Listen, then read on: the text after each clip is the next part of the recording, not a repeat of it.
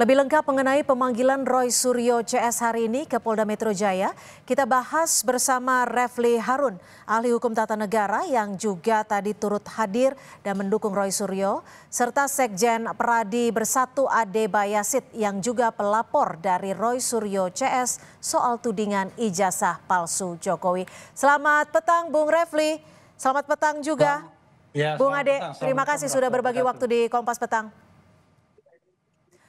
Bung Refli, ini saya mau pastikan dulu, tadi pemanggilan Roy Suryo juga dengan Bung Tiva hari ini kapasitasnya sebagai apa nih? Ya itulah persoalannya ya kan, yang dilaporkan itu tidak jelas. Jadi kita sudah tahu ya, saya ya karena saya banyak intens mendapatkan informasi dari mereka, itu pelapornya kita tahu Pak Jokowi, tapi terlapornya itu tidak ada. Maka kemudian Roy Suryo hari ini menyatakan berkeberatan untuk menjawab semua pertanyaan itu. Makanya pemeriksaan dia cepat. Kurang dari pukul, ya kira-kira pukul 4 dia sudah selesai. Bahkan kurang dari pukul 4 ya. Pukul 2. Pukul 2 sudah selesai. Pukul 3 sudah selesai. Tapi ya. ada berapa pertanyaan yang disiapkan oleh pihak dari Polda Metro Jaya? Ada dua, saya katanya sekitar segitu. Dari 26 pertanyaan itu yang bersedia dijawab Bung Roy ada berapa? Saya kira cuma terkait dengan data pribadinya saja ya. Itu pun tidak semuanya dia jawab ya, nama misalnya. Karena begini Mbak, sebenarnya kesalahan paling mendasar dalam surat panggilan undangan klarifikasi itu adalah menyebutkan tempus delicti dan locus delictinya. Jadi locus delictinya itu Jakarta Selatan, tempus delictinya 26 Maret 2025. Nah, di dalam kejadian itulah yang sesungguhnya ingin diklarifikasi. Ketika mau ditanyakan hal-hal di luar itu, yang sepanjang yang saya tahu Mas Roy menolak karena tidak sesuai dengan undangan klarifikasi. Sementara kejadian tanggal 25 Maret di Jakarta Selatan itu pun salah. Sebenarnya Jakarta Pusat ya tepatnya. Mas Roy nggak ada gitu. Jadi apa yang mau bisa dia jawab? Karena itulah dia kemudian bukan menolak ya, tidak bersedia untuk menjawab pertanyaan. Hal-hal yang tidak dia ketahui persis begitu. Oke, Bung Ade, Selasa lalu kan Anda membawa kurang lebih ada 16 item bukti ya, kalau tidak salah, terkait dengan keaslian ijazah Jokowi. Dari 16 bukti ini apa saja item-item yang Anda bawa ini? Benar sekali Mbak. Dengan Mbak siapa? Cynthia, Bung Ade. Mbak Cynthia ya, Mbak Cynthia benar sekali. Kami advokat public defender itu menghadiri panggilan yang sebenarnya sih diatur kemarin ya, waktu satu minggu sebelumnya Selasa yang lalu. Namun kami pada saat itu salah satu rekan kami masih berada di luar negeri, jadi begitu dia balik minggu setelah itu, minggu depannya kita datang untuk menyampaikan bukti-bukti dan pemeriksaan awal. Namun random pemeriksaannya kalau mau disebutkan 16 itu belum selesai sampai di 16 bukti ya Mbak Cynthia ya. Karena begini, tidak hanya 16 sebenarnya yang akan berjalan bukti-bukti ini karena dia akan random terus. Karena saya memperhatikan itu totalnya kita 25 Mbak ya. Mbak Cynthia yang bisa saya sampaikan. Yang paling kuat apa dari 16 atau 25 bukti yang Anda klaim ini? Video, ada beberapa video, itu termasuk alat bukti yang firm menurut kami. Terus kemudian ada screenshot ya, yang memang di situ pernyataannya jelas itu diduga ya mengandung unsur pidananya di situ. Jadi alat bukti ini termasuk handphone juga Mbak ya, yang kita gunakan untuk ada beberapa item handphone yang mungkin juga akan kita berikan kepada penyidik. Namun itu tidak terhenti sampai di situ, karena begini, saya ingin sampaikan kepada masyarakat Indonesia di sini bahwa bangsa kita bahwa ini adalah pidana berkelanjutan. Kalau kita lihat, kenapa? Karena dengan adanya pelaporan yang ada di Polda Metro Jaya ini tidak menghentikan ya satu perbuatan atau berulang-ulang dilakukan. Oke, yang Anda ingin laporkan adalah penghasutan media elektronik. Ini yang mana? Kalau pasal awal yang kami cantumkan di situ adalah 160 Junto 28 ayat 2. Terus kemudian kita juga menambahkan dalam BAP karena kami lihat ini adalah pidana berkelanjutan yang diduga tindak pidana berkelanjutan, maka kami menambahkan di situ di Undang-Undang Nomor 27 tahun 2023 tentang Bung Ade, kita pakai bahasa yang mudah dimengerti oleh masyarakat. Teknis ataupun inti dari penghasutan yang Anda maksud nih bagian yang mana, Bung?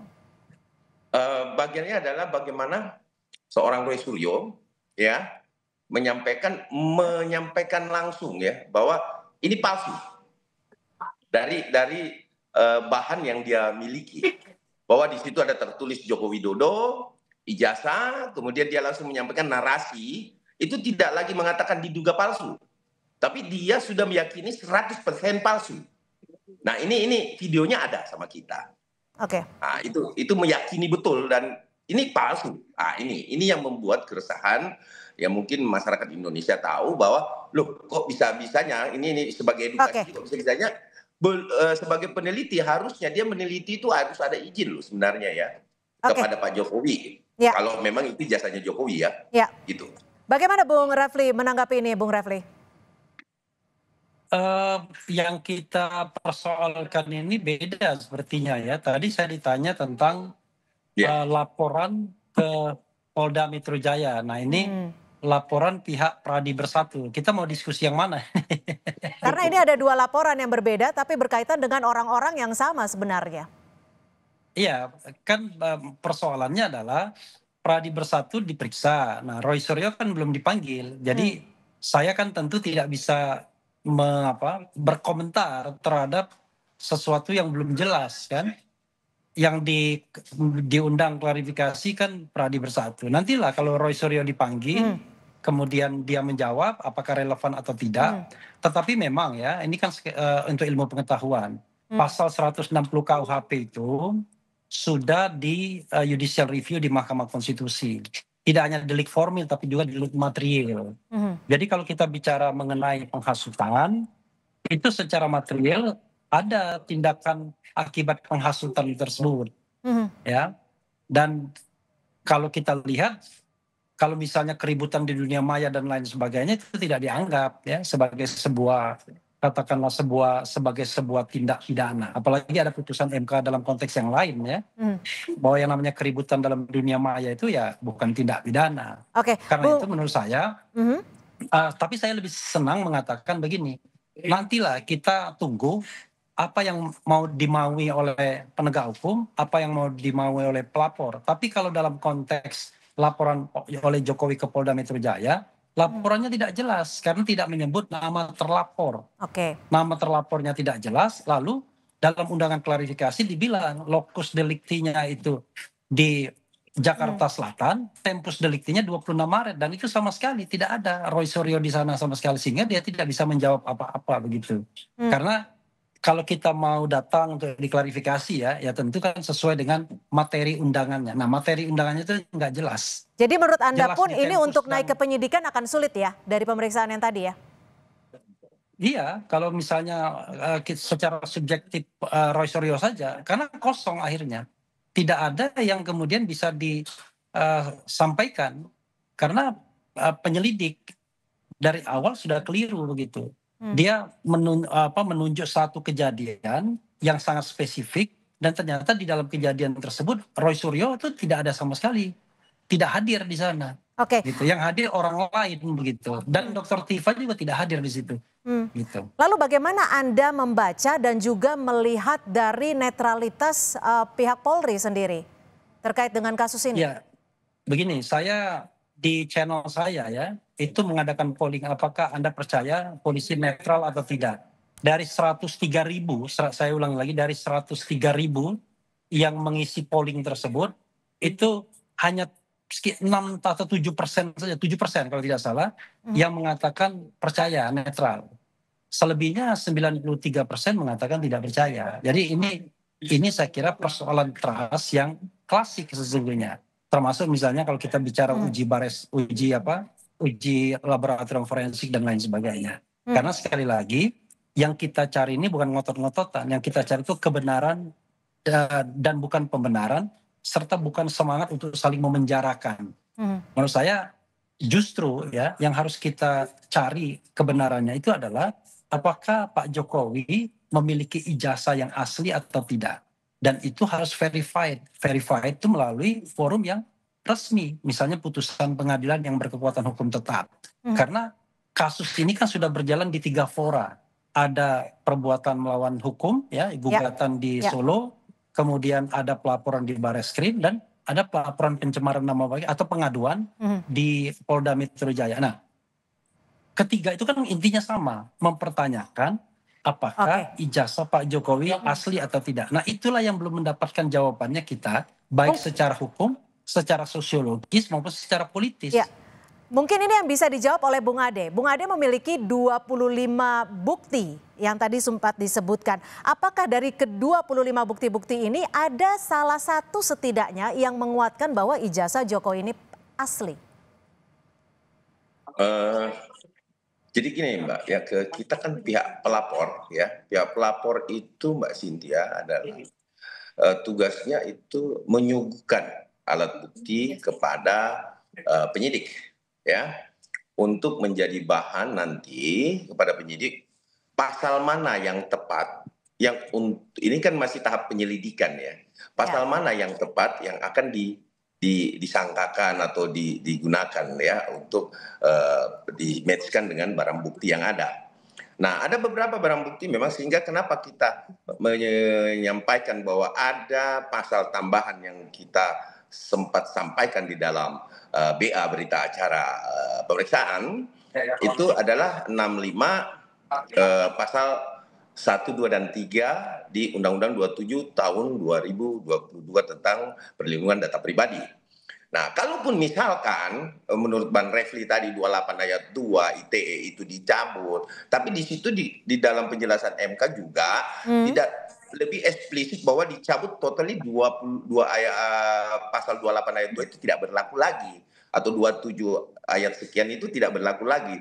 Tidak disebutkan secara eksplisit di situ. Oke, gini deh, Bung Ade, untuk bahasa sederhananya seperti ini. Anda kan juga sempat mengatakan bahwa apa yang dilakukan oleh Roy Suryo CS ini sudah di luar batas. Tapi di sisi lain, Bung Roy Suryo juga mengklaim bahwa memiliki bukti yang bisa dikatakan saintifik soal ijazah dan juga skripsi Pak Jokowi. Apa yang membuat Anda sebenarnya terganggu sehingga memberikan laporan? Menurut kami yang pertama yang mengganggunya teman-teman RS CS yaitu membuat ada terbelah anak bangsa tentang pemikiran terhadap mantan Presiden ke-7 Joko Widodo, termasuk saya yang pribadi yang tadinya itu merasa bahwa loh, kok UGM ini mengeluarkan ijazah tetapi dinyatakan palsu. Secara saintifik ini kan belum pernah dilakukan penelitian ya Mbak ya, belum pernah uji forensik. Nah sekarang sudah diuji forensik oleh Mabes Polri. Nah ini isu-isu ini mengganggu kami juga sebagai aparat penegak hukum bahwa ini terjadi pembiaran di sini sehingga pemikiran-pemikiran kita menjadi terbelah antara percaya dan tidak percaya. Tentunya kita dirugikan lah secara pemikiran ya. Terus kemudian sebentar Mbak ya. Kemudian secara salah satu contoh ya seperti disebutkan teman kami bahwa keluarga kami pun menjadi tidak percaya kepada UGM. Ini persoalan kan. Nah, di situ persoalannya Mbak yang membuat kami sangat berpikir ini perlu dilakukan pelaporan. Baik, kami tangkap. Lanjuti seperti itu, ya, Mbak. Kami tangkap Bung Ade Bayasid, Sekjen dari Peradi Bersatu, dan Bung Refli Harun, ahli hukum tata negara. Terima kasih. Selamat sore.